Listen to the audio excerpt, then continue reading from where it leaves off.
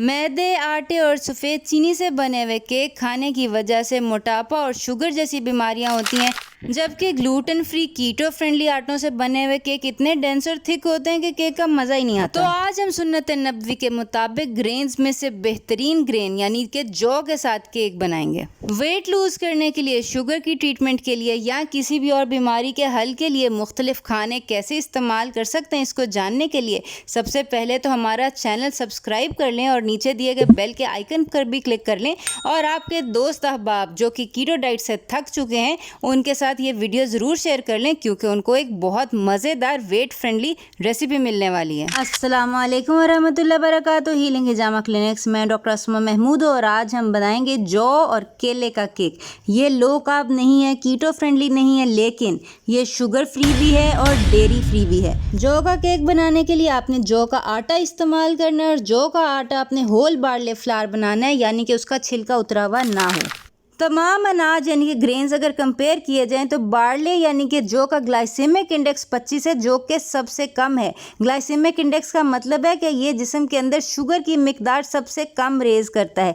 Wheat हो यानी कि गंदम हो, बाजरा हो, चावल हो, सब का ग्लाइसेमिक इंडेक्स जो है वो जौ से ज़्यादा है, यानी कि वो शुगर को ज़्यादा रेज करते हैं। जौ यानी बार्ले की न्यूट्रिशनल वैल्यू तो है ही ज़्यादा, लेकिन इसके अंदर एक चीज़ होती है फाइबर। फाइबर की वजह से आपको भूख कम लगती है, जिसकी वजह से आपका वेट कंट्रोल में रहता है। ना सिर्फ ये कि भूख कम लगती है, बल्कि ये देखा गया है कि जिनके खाने के अंदर फाइबर की मिकदार ज़्यादा होती है उनके अंदर तौंद यानी कि बेली फैट जो है वो बहुत कम बनता है। जौ और केले का ये आसान सा केक बनाने के लिए हमें चाहिए 1 पाव जौ यानी कि 250 ग्राम जौ। ये तकरीबन 2.5 कप जौ जो है ये बन जाती है। ये अपने छिलके के साथ जौ का आटा जो है ये लेना है। इसके अलावा हमें चाहिए दूध। मैं कोकोनट मिल्क यूज़ कर रही हूँ, आप नॉर्मल डेयरी मिल्क भी यूज़ कर सकते हैं। ये हमें 100 ml चाहिए, तकरीबन आधा कप, ठीक है। ये इससे ज़्यादा भी यूज़ हो सकता है डिपेंडिंग ऑन कि हमारे बैटर की कंसिस्टेंसी जो है वो कैसी होती है। इसके अलावा हमें चाहिए बेकिंग सोडा। ये देख लें ग्लूटेन फ्री बेकिंग सोडा और एल्यूमिनियम फ्री हो। इसका हमें 1 टेबल स्पून या 2 टीस्पून भी आप यूज़ कर सकते हैं। इसके अलावा मैं एक्स्ट्रा वर्जिन ऑलिव ऑयल डाल रही हूँ। ये हमें 75 ml चाहिए, ये तकरीबन बनता है 1/4 कप।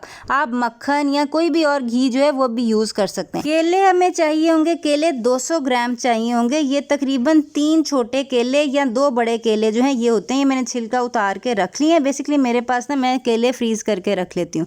अच्छा, इसके अलावा हमें चाहिए स्टीविया। आप स्टीविया भी यूज़ कर सकते हैं अगर आप शुगर की रिप्लेसमेंट चाहते हैं, और या गुड़, रंग काट के बगैर गुड़ भी यूज़ कर सकते हैं। ये मैं तकरीबन 200 ग्राम गुड़ यूज़ कर रही हूँ। चीनी या स्टीविया आप हस्बे जायका यूज़ कर सकते हैं। बनाने का तरीका इंतहाई आसान है। आपने बेसिकली ये सब चीज़ें मिक्स कर देनी है। आप चाहें तो बड़े बर्तन के अंदर एक बीटर से भी मिक्स कर सकते हैं, या जैसे मैं फूड प्रोसेसर के अंदर मिक्स करती हूँ इस तरह भी मिक्स कर सकते हैं। ये जौ के आटे के अंदर मैंने दूध डाल दिया। आप देखेंगे कि रसूल पाक सल्लल्लाहु अलैहि वसल्लम के तमाम खाने इंतहाई आसान है बनाने। दूध के बाद मैं अपना ऑलिव ऑयल जो है वो डाल रही हूँ। आप चाहें तो कोई भी इसके अंदर मक्खन वगैरह भी यूज़ कर सकते हैं। इसके अलावा ये केले हैं, केले और गुड़ छोटे छोटे पीस करके डाल लें। इसके अलावा हमारे 2 चम्मच बेकिंग सोडा जो है वो हम डाल देंगे। अब हमने इन तमाम चीज़ों को अच्छी तरह मिक्स कर लेना है ताकि ये यकजान हो जाए। आप देखेंगे कि हमने इसके अंदर अंडे बिल्कुल नहीं डाले, क्योंकि तिब्बे नबवी में ये ताकीद की गई है कि अंडे और दूध एक साथ इस्तेमाल ना करें। अगर दूध इस्तेमाल कर रहे हैं तो अंडे ओमिट कर दें, और अगर अंडे यूज़ कर रहे हैं तो आप दूध ओमिट कर दें। ये देखें मिक्स करते हुए मुझे लगा कि इसकी कंसिस्टेंसी गाढ़ी है, तो मैंने आधा कप दूध और इसके अंदर ऐड कर दिया। ये आपकी कंसिस्टेंसी के ऊपर डिपेंड करेगा कि आपने कितना और दूध ऐड करना है। आप चाहें तो थोड़ा सा पानी भी ऐड कर सकते हैं। कंसिस्टेंसी आपने अपने बैटर की थोड़ी गाढ़ी रखनी है, हनी से भी थोड़ी गाढ़ी, के जैसे अगर आप इसको मिक्स करें और इसको रेज करें तो ऊपर इसके जो है स्ट्राइप्स आ जाएं। ये इतना गाढ़ा होना चाहिए आपका बैटर, ठीक है। ये मेरी कंसिस्टेंसी जो है ये इस तरह की है। ये आप देख सकते हैं कि जब इसके अंदर चमचा डालते हैं तो ये बहुत गाढ़ा है और ये बहता नहीं है, लेकिन यह है कि ये लिक्विड कंसिस्टेंसी है, सॉलिड नहीं है। अब आप कोई भी केक मोल्ड ले सकते हैं। आप चाहें तो जो ब्रेड मोल्ड होता है ना रेक्टेंगुलर, वो भी ले सकते हैं। ये मेरे पास 8 इंच का जो है ये बंडट पैन है। मैं इसके अंदर अपना सारे का सारा बैटर जो है वो निकाल दूंगी। सिलिकॉन मोल्ड को ग्रीस या लाइन करने की ज़रूरत नहीं होती, लेकिन अगर आप ग्लास पैन यूज़ करें या टिन पैन यूज़ कर रहे हैं तो उसको ऑलिव ऑयल से या बेकिंग पेपर जो है उससे लाइन कर लें। आखिर में बैटर डालने के बाद एक टैप दे दें अपने बर्तन को ताकि ये ऊपर से इवन हो जाए, और फिर आपने इसको बेक करना है 180 डिग्री सेल्सियस या 450 डिग्री फ़ारेनहाइट के ऊपर आधा घंटा, या जब तक आपका स्क्यूअर जो है वो क्लीन निकल आए। इस केक को तकरीबन 40 मिनट्स लगे थे। अब आपने ये करना है कि अपने मोल्ड के अंदर से निकाल के इसको कूलिंग रैक के ऊपर ठंडा कर लेना है। आप चाहें तो गरम गरम चाय के साथ भी ये ले सकते हैं, और चाहें तो इसके ऊपर क्रीम लगा के इसको डेकोरेट करके भी खा सकते हैं। ये मैं ऑलपर्स की क्रीम लगा रही हूँ जो कि डेयरी क्रीम है। अगर आप चाहें तो कोकोनट क्रीम भी लगा सकते हैं। अगर आपने इसको बिल्कुल डेयरी फ्री रखना है, ये आपकी चॉइस है। और आप चाहें तो इसके ऊपर हनी, मेपल सिरप या शुगर फ्री चॉकलेट सिरप भी डाल सकते हैं। शुगर फ्री चॉकलेट सिरप की रेसिपी भी मैं बता चुकी हूँ, वो देख लीजिएगा, ऊपर दिए गए लिंक में आपको मिल जाएगी। देखिए, जौ का केक होने का मतलब ये नहीं है कि आप इसको रूखे सूखे अंदाज से पेश करें। इसको अच्छी तरह खूबसूरत प्रेजेंटेशन के साथ पेश करें।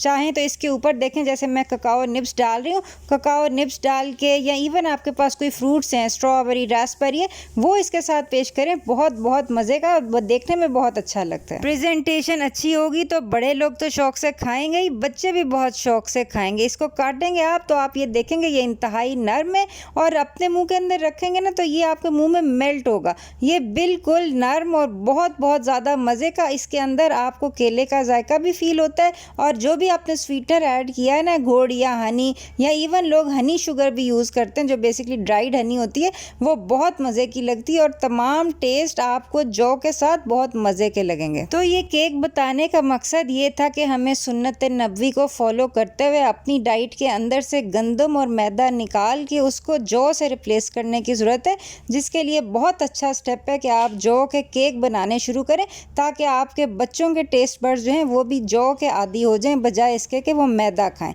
तो ये केक बनाइएगा और बताइएगा कैसा बना। अपना ख्याल रखिएगा। आइंदा मुलाकात होती है। अस्सलाम वालेकुम वरहमतुल्लाहि वबरकातुहू। जौ से बनने वाली और रेसिपीज़ आपको इस प्लेलिस्ट में मिल जाएंगी, ये ज़रूर चेक कीजिएगा।